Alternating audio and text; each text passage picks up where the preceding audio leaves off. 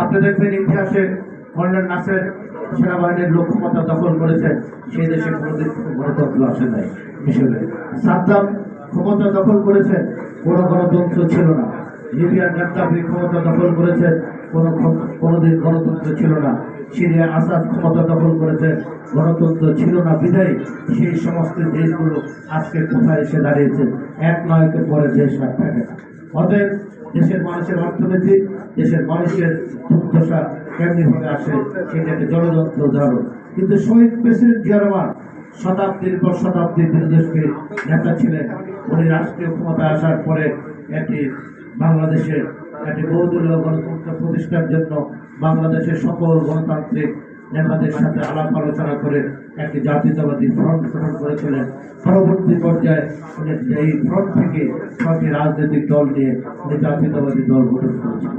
এবং 1978 সালে একটি ঐতিহাসিক নির্বাচনে উনি জাতীয়তাবাদী গণতান্ত্রিক ফ্রন্টের প্রার্থী ছিলেন এবং আরেকদিকে গণতান্ত্রিক ফ্রন্টের প্রার্থী ছিলেন মুক্তিযুদ্ধের সর্বাধিনায়ক জেনারেল ওসমানী।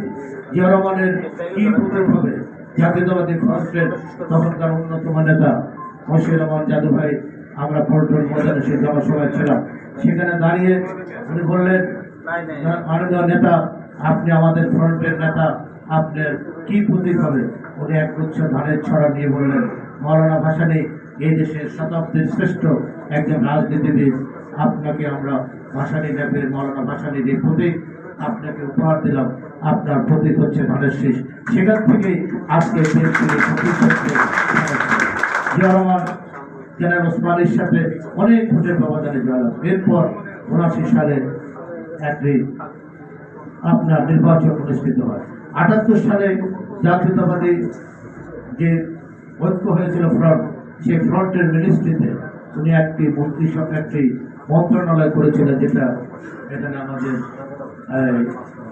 আলাল বলেছেন। তাই এই চিরকুটের পরে বেগম খালেদা অনেক কষ্ট করে ঢাকা আসলেন। উনি এই সিদ্ধেশ্বরে ওনার একজন আত্মীয়ের বাসায় আত্মগোপন করে রইলেন। কিন্তু 1971 সালে 22 জুলাই পাক হানাদার বাহিনী বাড়িটি নির্ধারণ করে তাকে গ্রেপ্তার করে নিয়ে যান তারেক রহমান এবং আরাফাত রহমান খুব করে। ক্যান্টনমেন্টে উনি বন্দী ছিলেন। বাংলাদেশের প্রথম যদি কোনো মহিলা মুক্তিযুদ্ধ হিসেবে স্বীকৃতি পেতে পারেন তাহলে বেগম খালেদা জিয়া ছাড়া অন্য কেউ। উনি যদি মুক্তি না পেতেন তাহলে পাকিস্তান বাংলাদেশ যদি স্বাধীন না হতো তাহলে ওনাকে ক্যান্টনমেন্টে থাকতে হতো। তাই আজকে আমরা বলতে চাই, আজকে শেখ হাসিনা বহুদিন ধরে বলেছেন যে মুক্তিযুদ্ধের ইতিহাস নাকি তাদের এই পরিবার নাকি মুক্তিযুদ্ধের, তারা স্বাধীনতার চেতনার কথা বলতে বলতে সারা বাংলাদেশকে লুণ্ঠন করেছেন। মুক্তিযুদ্ধের সাথে প্রথম যে লোকটি বেমানি করেছেন সেটা হলো শেখ মুজিব। শেখ মুজিব পাকিস্তান থেকে এসে তাজউদ্দিন সাহেবকে সরাই দিয়ে 12 তারিখে 12 জানুয়ারি উনি প্রধানমন্ত্রী হয়ে গেলেন, তাজউদ্দিন সাহেবকে অন্য জায়গায় পাঠিয়ে দিলেন। আমি এই কথাটা এই জন্য বলতে চাই যে